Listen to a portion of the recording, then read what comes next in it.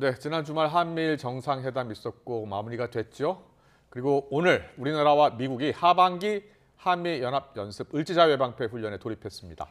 한미 연합훈련에 반발하고 있는 북한은 김정은 국무위원장이 해군 부대를 시찰했고요. 또 순항미사일 발사 훈련을 직접 참관했습니다. 관련해서 양무진 북한 대학원 대학교 총장과 짚어보겠습니다. 어서 오세요. 안녕하십니까. 안녕하십니까. 네, 먼저 오늘 훈련이 시작됐습니다. 을지자유예방패 UFS 연합연습이요. 3박 4일간 진행되는 건데 해마다 진행되는 훈련인데 이번엔 좀 다른가 봐요? 이 한미합동군사 훈련이라는 것은 네. 그 봄에 훈련하는 것과 예. 또 이 8월 하는 훈련 나눠져 있죠.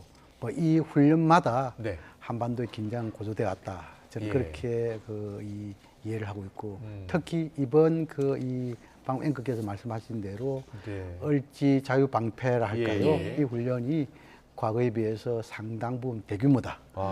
특히 야외 기동 훈련이 있어가지고 그렇다면서요? 규모뿐만 아니고 예. 횟수도 많아졌다. 예. 저는 그렇게 알고 있고 예. 여기에서 좀 훈련 내용과 관련해서 조금 짚자면은 예. 야외 기동 훈련이 있어가지고 우리가 과거에 이 전문가들이 주로 이야기하는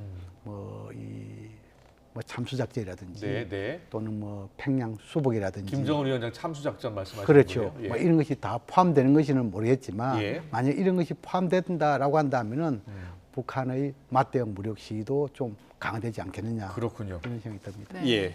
한미연합훈련은 일단 1, 2부로 나눠서 이달 31일까지 진행이 되고 그중에 24일까지는 3박 4일 동안 또 을지 연습이 실시가 되는데 이거는 이제 국민들이 좀 참여를 하는 거죠? 을지 연습? 크게 일부는 이 민간군의 훈련이라 하지만 예. 큰 틀에서는 우리의 이 민방위 훈련이 동원된 미 중심이 예. 되고 또 관료들 이런 것도 좀 이제 준비하는 훈련 아니겠냐 보여지고 예. 이부는 군사 훈련이다 이렇게 예. 보여지고 예. 이번에 이 약 7년 만에 재개된 네. 민방위 훈련에서 좀 특징으로 볼 수 있는 것은 예. 북한의 핵무기라는 이런 이 선제 타결할까요? 또는 이런 공격이 있으실 때 예. 국민들의 행동 요령이라든지 특히 이 핵무기를 발사했을 경우에 낙진 같은 게 있을 수 있잖아요. 네, 네. 낙진 피해를 최소화할 수 있는 이러한 대비 훈련이 포함되지 않을까 조심스럽게 전망합니다. 네. 긴장이 좀 되는 것 같아요. 또 여러 가지 이제 북한의 여러 가지 침략 가능성 시나리오에 대비를 해야 되니까요. 이번 연습 기간에 B-1B 전략 폭격기 같은 미국 전략 자산이 전개가 되는 겁니까? 아마 이 윤석열 정부 들어와가지고 예. 이 대북 확장 억제 강화 차원에서 몇 차례 B-1B 전략 폭격기가 동원이 됐고 네. 또 그리고 이 한미 정상간의 워싱턴 선언이랄까요. 예. 그에 대한 하나의 이행 차원에서 이번 을지 자유 방패 이름의 이 훈련에 아마 미국의 B-1B 전략 폭격기의 한반도 전개 가능성이 상당히 높다. 저는 그렇게 전망을 합니다. 네, 그리고 이번 훈련에서 눈에 띄는 게 우주군도 참여를 하는 거던데요. 우주군은 이번 훈련에 참여해서 어떤 활동들 하는 겁니까?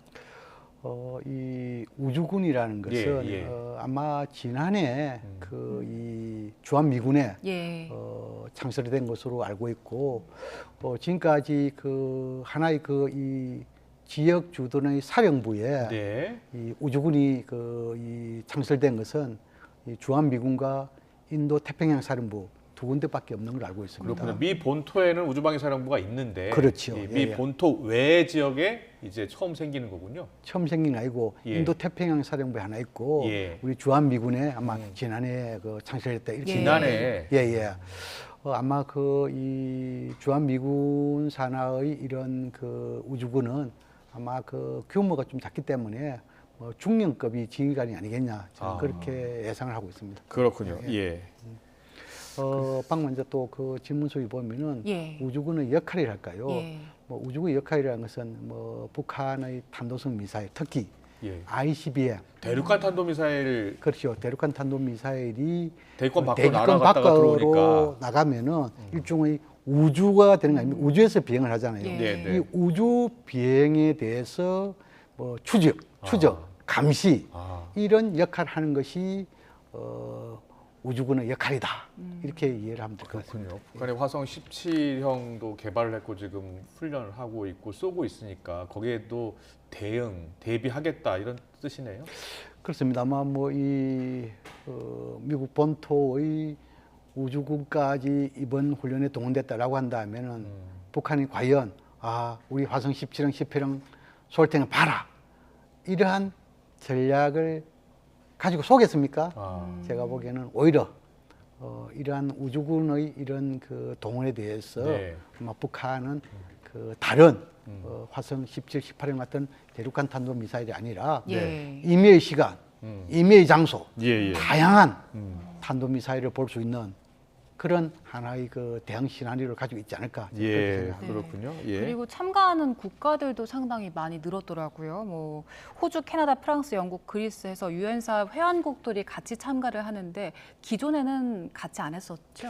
그렇죠. 뭐 이제 이 그 유엔사 이런 보면은 그 한국 전쟁 시에 직접 그 군대를 파견한 참전 국가가 있고 네. 또는 뭐 의약품이라든지 기타 이런 것을 이제 지원한 그 참전국이 있겠죠. 예. 그러나 우리는 지금 이제 이러한 참전국이 있어가지고 조금 그 해석상의 문제있기 때문에 이것을 좀 그 뭐랄까 범위를 정하는데 예. 조금 논란이 있었습니다. 그러나 이제 윤석열 정부 들어와가지고 네. 유엔사 이 참전 이 국을 상당히 그 이 규모를 늘리겠다. 막 그런 측면에서 예고를 했잖아요. 예. 막 그 예고를 이행하는 차원에서 이번에 한 10개국의 참전국이 이번 훈련에 동원되었다. 예. 이렇게 이해하면 될 것 같습니다. 네, 분당국이 공개적으로 밝힌 내용입니다. 그리고 김정은 총비서요. 요새 군부대 시절 많이 하잖아요. 동해함대도 찾았고요. 또 전략순항미사일 발사 훈련도 참관했어요.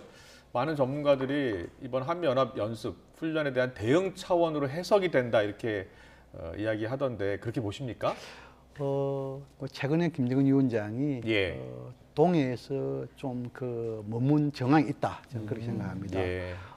구체적으로 말씀드리자면은 동해에 속하는 그 강원도 예. 농장 이것을 그 방문해가지고 그 수해 여기 대비 못했다.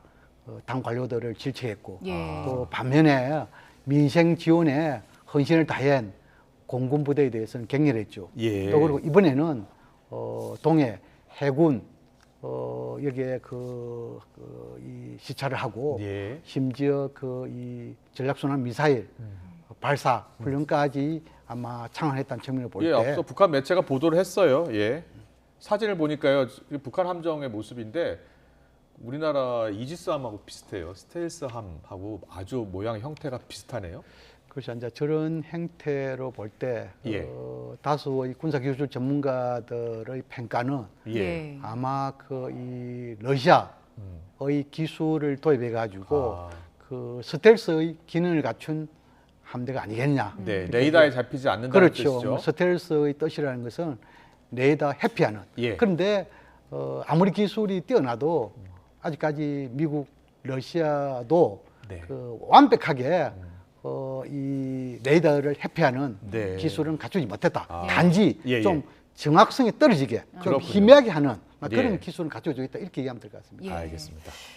일단 우리 군에서는 북한이 이번 훈련 기간에 도발을 감행할 것이다 이렇게 전망을 하고 있고 실제로 지난해 생각해봐도 도발을 했었잖아요. 근데 이번 훈련 기간에 어떨까요? 어떻게 전망하세요?